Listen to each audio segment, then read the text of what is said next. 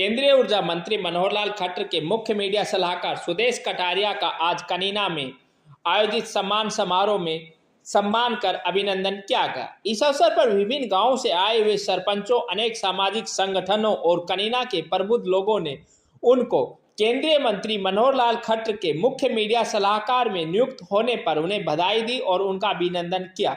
उनके साथ महेंद्रगढ़ जिला प्रमुख डॉक्टर राकेश कुमार विशेष रूप से उपस्थित रहे। मुख्य मीडिया सलाहकार सुदेश कटारिया ने लोगों का धन्यवाद करते हुए कहा कि उन्होंने विधानसभा चुनाव के दौरान इस जिले में चुनाव प्रचार के लिए 4 दिन लगाए थे और यहां की जनता ने एक बार फिर से भाजपा सरकार पर भरोसा किया है। उन्होंने कहा कि प्रदेश के पूर्व मुख्यमंत्री मनोहर लाल खट्टर ने वर्षों पुरानी चली आ रही परंपराओं को तोड़ते हुए यहां योग्यता के आधार पर नौकरियां देने का काम किया और इस वजह से हरियाणा प्रदेश के लोगों ने एक बार फिर से नया कीर्तिमान बनाते हुए भाजपा को तीसरी बार सत्ता दी। उन्होंने कहा कि भाजपा के तीसरी बार की सरकार में सबसे अधिक योगदान पूर्व मुख्यमंत्री मनोहर लाल खट्टर का रहा, जिन्होंने 9.5 साल तक ईमानदारी के साथ सरकार चलाई और प्रदेश को नई राह पर लाने का काम किया। उन्होंने कहा कि मुख्यमंत्री नायब सिंह सैनी ने भी मनोहर लाल खट्टर के नक्शे कदम पर चलते हुए प्रदेश में ईमानदारी से काम करते हुए और तीसरी बार सरकार बनते ही पहली कलम से 24,000 से अधिक युवाओं को रोजगार देने का काम किया। उन्होंने कहा कि मैं विशेष तौर से यहाँ के लोगों का धन्यवाद करता हूँ क्योंकि मैं भी विधानसभा चुनाव में यहाँ प्रचार पर आया और यहाँ की जनता ने भाजपा को जिताकर अपना सहयोग दिया और आने वाले समय में हरियाणा सरकार प्रदेश में विकास कार्यों में तेजी लाए, पूरे प्रदेश में एक समान विकास करवाया जाएगा। बधाई जिस प्रकार से केंद्र सरकार ने आपको जिम्मेदारी दी गई है। आज आप यहाँ कनीना में पहुंचे, क्या कुछ कार्यक्रम? हमारे समाज के लोगों ने आग्रह किया था कि आपकी केंद्र सरकार में नियुक्ति हुई है, माननीय मनोहर लाल जी के साथ मीडिया एडवाइजर के रूप में सम्मान करना चाहते हैं। एक अभिनंदन समारोह के रूप में था और मैं धन्यवाद भी करने आया हूँ क्योंकि मैं इस विधानसभा में 4 दिन हरियाणा के पूर्व मुख्यमंत्री और राजनीतिक संत केंद्रीय मंत्री माननीय मनोहर लाल जी के दिशा निर्देश से 4 दिन में इस विधानसभा में लगा के गया था और बहुत सारी मैंने दलित वर्ग की मीटिंग की थी। उसके लिए मैं धन्यवाद भी करने आया था। और आज हरियाणा प्रदेश में तीसरी बार प्रचंड बहुमत से भारतीय जनता पार्टी की सरकार बनी, जो इतिहास में कभी हरियाणा प्रदेश में ऐसा नहीं हुआ।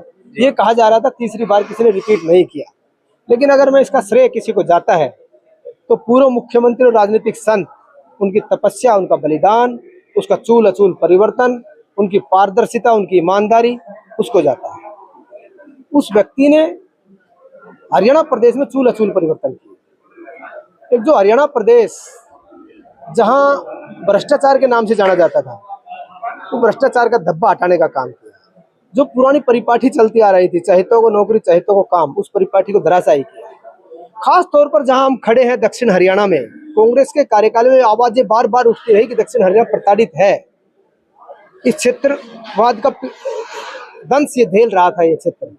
लेकिन क्षेत्रवाद का दंश अगर किसी ने खत्म किया तो उस संत मुख्यमंत्री मनोहर लाल जी ने किया। उसने जात, धर्म और पार्टीबाजी से ऊपर उठकर ना क्षेत्र देखा, ना जात देखी, ना धर्म देखा, ना पार्टी देखी, सबका बराबर अधिकार दिया, जिसका नतीजा ये है आज दक्षिण हरियाणा में सबसे ज्यादा बच्चे भर्ती हुए हैं। इतिहास में पहली बार 1966 से आज तक का रिकॉर्ड उठा के देखिए, कभी इतने बच्चे भर्ती नहीं हुए। ये पारदर्शिता जब आई तो यहाँ प्रतिभावान बच्चे थे, प्रतिभा उभर के आई। ये प्रतिभा आगे लाने का काम किसी ने किया है तो पूर्व संत मुख्यमंत्री मनोहर लाल ने किया है। आज मैं पूरा श्रेय उनके त्याग, तपस्या, बलिदान, उनका चूल अचूल परिवर्तन, जो उन्होंने विजन हरियाणा प्रदेश को दिया, उस पर चलते हुए पूरे हरियाणा प्रदेश वासियों ने उसको गले से लगाया। उनका जादू हरियाणा प्रदेश की देवतुल्य जनता के सर चढ़ के बोला और एक एक मत भारतीय जनता पार्टी के पक्ष में डाल के प्रचंड बहुमत से तीसरी बार सरकार। अच्छा, जिस प्रकार जब विधानसभा चुनाव चल रहे थे उस समय जो है माहौल इस प्रकार का लग रहा था कि भाजपा शायद तीसरी बार सरकार नहीं बना, लेकिन फिर से सरकार बनाई है। कौन सी ऐसी प्रमुख जो उपलब्धियां भाजपा की रही जिनको लेकर के पूरे प्रदेश में इस प्रकार परिवर्तन देखने को? जो व्यवस्था परिवर्तन हुआ, आखिरी पंक्ति में खड़े आखिरी व्यक्ति को जो लाभ मिला, तो आखिरी पंक्ति का आखिरी व्यक्ति बोलता नहीं, वो कभी मीडिया के सामने नहीं आता, कभी गांव में वोकल प्रचार नहीं करता। उसी का नतीजा है कि सारी आज मीडिया भी और जितने तंत्र थे, बताने वाले तंत्र 60 आएंगी, कांग्रेस की 70 आएंगी, आज भाजपा की 20 है, आज 23 है, वो आखिरी पंक्ति में खड़ा आखिरी व्यक्ति जिसको सरकारी सुविधाओं का लाभ मिला, सही मायने में मनोहर लाल जी का जादू उनके सर पर चढ़कर बोल रहा था। उसका नतीजा है कि आज तीसरी बार प्रचंड बहुमत से भारतीय जनता पार्टी की सरकार। लेकिन विपक्ष तो इसमें भी कहीं न कहीं जो ईवीएम को लेकर के बार बार उंगली उठा रहा है कि ईवीएम के साथ जो है कुछ न कुछ गड़बड़ की गई। बैटरी चार्जेज को लेकर के एक नया इशू लेकर के आए हैं कि 99% बैटरी चार्ज निकली है। जब चुनाव के बाद, जब मतदान हुआ उसके बाद जहां कांग्रेस जश्न मना रही थी, वहां हरियाणा प्रदेश के आज मौजूदा मुख्यमंत्री नायब सैनी जी ने प्रेस वार्ता की। उन्होंने कहा हरियाणा प्रदेश वासियों ने दिया जवाब और विपक्ष लगाएगा ईवीएम खराब।